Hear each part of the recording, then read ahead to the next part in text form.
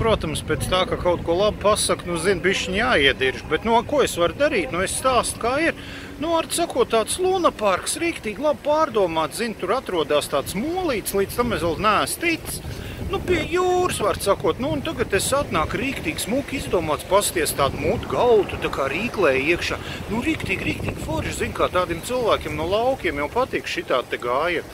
Un es tagad sparos iekšā visu, skaidrs, ko es te vakarā darīšu, zini, kā tur atkal saka, tur kodīs vai kur, muļķības, es ar karuseli braukāšu.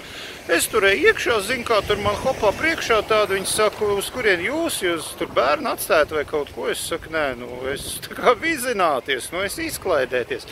Es saku, ļoti atvainojamies, principā var, bet šodien kaut kāda bērnu diena un tikai bērni. Es tagad saku, pagad, tagad jūs gribat teikt, ka jūs esat pret tolerants, līdzcietību, vienlīdzību un visu humāno padarīšanu, un kad vispār par cilvēktiesībām jūs vispār ne. Viņi saka, nekādā gadījumā. Es tā pīs malā, joptu vai maģi, zin kā, kamēr šito te Bird Box challenge nav uztaisīts, kad varēs iet izdurtām acīm grābstīties, meklēt, kur ir mājas. Bet atkal, viņi te pariem, zin kā, pat pa štangu normāli nevar ievilkt. Tikko jūt, ka tā kā skaļāk balss paliek, vai kā, zini, tā kā tā tarakāna savelkas, kaut kā 10-15 pūrni stāv apkārt. Labi ir, nezinu, būt grūti, man ļēns arī šitais te tripods nav līdzi, kā nav nekas, kas palīgā nāk. Kad 4 es noguldīju, bet pēc tam es dabūtu pizduļēju, nafik tas vajadzīgs, tad tā beidzās, zini, puspārtraukumā tā dieta.